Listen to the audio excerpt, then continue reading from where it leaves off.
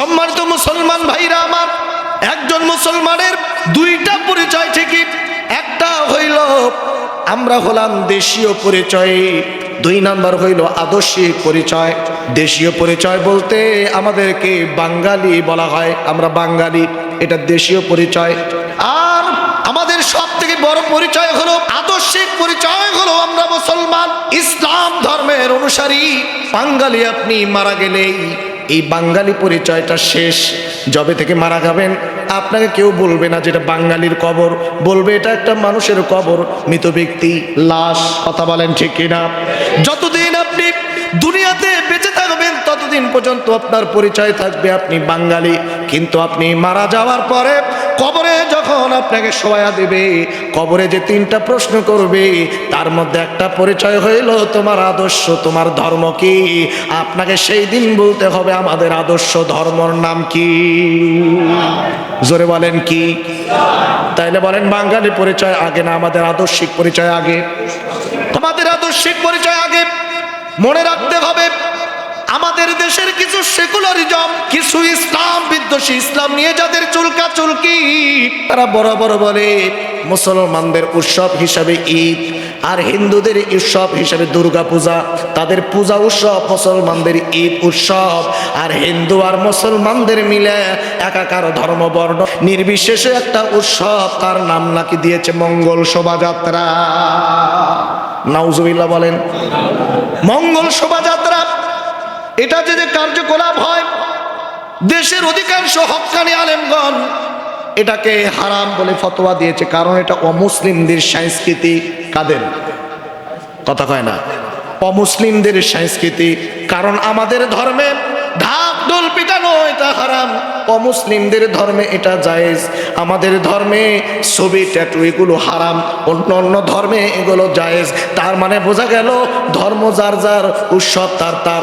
দুটি ধর্ম এক হয়ে একটা উৎসব কি দুই ধর্মের হতে পারে না। কথা বলেন ঠিক কিনা?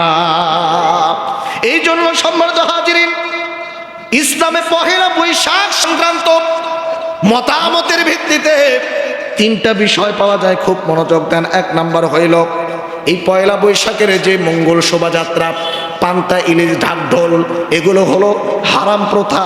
কেমনে হারাম প্রথা? মঙ্গল শোভাযাত্রার বিভিন্ন প্রতীক, মুখোশ, প্রতিমূর্তি ব্যবহার ও পয়লা বৈশাখকে কেন্দ্র করে ঢাকঢোল আতশবাজি করে যে কার্যকলাপগুলো হয় এগুলো ইসলামে পুরোপুরি হারাম। আর এই হারাম যদি আপনি মুসলমান হন আপনাকে অবশ্যই 100 মানতে হবে। কথা বলেন ঠিক কিনা? এরপরে হলো বিজাতীয় সংস্কৃতির অনুকরণ। নবীজি ডাক দিয়ে বলেন, যে ব্যক্তি যেই জাতির সাদৃশ্য অবলম্বন করবে সেই জাতি ইষ্টভুক্ত হবে। যারা এই সমস্ত ঢাক ঢোল নিয়া এবং বাজনা হাসনা নিয়া, ঢাক ঢোল নিয়া, পশু পাখির ট্যাটু নিয়া এই বিজাতিদের সংস্কৃতি যারা গ্রহণ করবে, কিয়ামতের ময়দানে আল্লাহ রাব্বুল আলামিন ওই বিজাতিদের সঙ্গে তাদের একই সঙ্গে একই কাতারে দাঁড় করাবে। ঠিক কিনা বলেন? এই জন্য মুসলমান হিসাবে এই সমস্ত কার্যকলাপগুলো বর্জন করার দরকার আছে না নাই? সেখানে কিছু সেকুলারিজম আসবে, কিছু বুদ্ধিজীবী আসবে, কিছু চেতনা বিক্রিধারী ব্যক্তিরা আসবে, কমেন্ট করবে এই যে দেশ বিরোধী, দেশকে ভালোবাসে না। কথা বলছেন? ওয়াজটা ইউটিউবে যাবে, তখন কিছু ব্যক্তি এরকম করে কমেন্টস বক্সে এসে এইভাবে করবে। আচ্ছা বলেন, এটা কি কোনো দেশ বিরোধী বক্তব্য হলো? কথা হয় না। এটা কি কোনো দেশ বিরোধী বক্তব্য হলো? আমি শুরুতেই আপনাদেরকে বলেছি, দেশকে যারা ভালোবাসে তারা শুধু পান্তা ভাত খাইলেই দেশের ভালোবাসা হয় না। কি কথা বল না কেন? মঙ্গল শোভাযাত্রা একদিন পয়লা বৈশাখ উদযাপন করলেই তারা দেশপ্রেমিক হলো, এটা প্রমাণ হয় না। দেশপ্রেমিক তো তারাই যারা 365 দিন যারা দেশের নিয়ম নীতি, দেশের ক্ষতি হোক, দেশের বিরুদ্ধে ষড়যন্ত্র, এগুলো সব কিছু থেকে যারা নিজেকে কন্ট্রোল করে, হেফাজত করে, দেশকে ভালোবাসে, তারাই হলো আসল দেশপ্রেমিক। এছাড়া যারা শুধু বছরে একটা দিন পান্তা ইলিশ খেলো, ঢাক ঢোল পিটাইলো, নতুন পোশাক পরলো, আর বাকি 364 দিন সারা দুর্নীতি, চাঁদাবাজি, দেশের অস্থিরতা, দেশের মধ্যে অপকর্ম করলো, মদ, জুয়া, নারী, ধর্ষণ, এমনকি এমন কোনো খারাপ কাজ নাই, সব কাজ যারা করে যায়, মানে একটা দিন তারা শুধুমাত্র এই সমস্ত পয়লা বৈশাখ উদযাপন করলেই দেশপ্রেমিক তাদেরকে বলা যাবে বরঞ্চ তারা হলো মুখোশধারী দেশদ্রোহী। কিনা বলেন? ওলামা ইকরামগণ বলেন ইসলাম অনুযায়ী পয়লা বৈশাখ বা বাংলা নববর্ষ উদযাপন সম্পর্কে বিশেষ করে মঙ্গল শোভাযাত্রা, পান্তা ইলিশ, ঢাক ঢোল পিটানো, বিভিন্ন ঘোড়া, ভাল্লুক, বাঘ, সিংহ, এগুলোর ছবি, এগুলোর ট্যাটু অঙ্কন করা, এ সব কিছু ইসলামে হারাম। সব কিছু কি ইসলামে হারাম। এখন আপনি যদি মুসলমান হয়ে আমার সামনে আসেন তাহলে আপনাকে মানতে হবে এসব কিছু হারাম। আর যদি আপনি মানতে না পারেন, আপনি যত বড় মুসলমান বলে দাবি করেন না কেন, ইসলামের সঙ্গে তার কোনো সম্পর্ক, ইসলামে কোনো ঢাক ঢোল জায়েজ আছে? কথা কয় না হয়। আবার কিছু কিছু ব্যক্তি পহেলা বৈশাখে পান্তা এবং ইলিশ খেয়ে পয়লা বৈশাখ উদযাপন করে। তারা মনে করে যে বাঙালি জাতি পান্তা ইলিশ খেয়ে বোঝাচ্ছে যে আমরা খাঁটি বাঙালি। আচ্ছা, পন্তার ইলিশ খাইলেই সে খাঁটি বাঙালি হয়ে গেল? কি ভাই, কথা কন না কেন?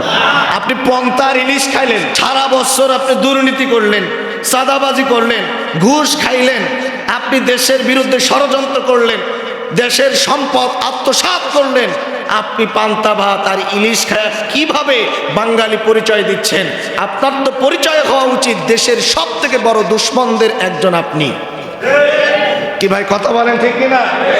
দেশের বাঙালি প্রমাণ তারাই করবে যারা দেশকে ভালোবাসে। পান্তার ইলিশ খাওয়ার মধ্য দিয়া দেশের বাঙালি, এটা প্রমাণ, দেশের ভালোবাসার প্রমাণ হবে যখন আপনি দেশকে ভালোবাসবেন।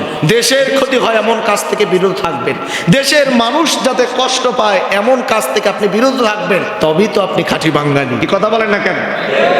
গরিব গুলা মানুষ সারা বছর তারা পান্তা খায়, আর আপনি কোটিপতির মানুষ, একদিন আপনি পান্তা খায় প্রমাণ করতেছেন আপনি বাঙালি। যদি পান্তা খায় বাঙালি হতো তাহলে আমার তো মনে হয় এদেশের যারা গরিব, যারা খাবার অভাবে পান্তা খেয়ে থাকে পেটের ক্ষুধায়, তারাই সব থেকে বড় বাঙালি হবে।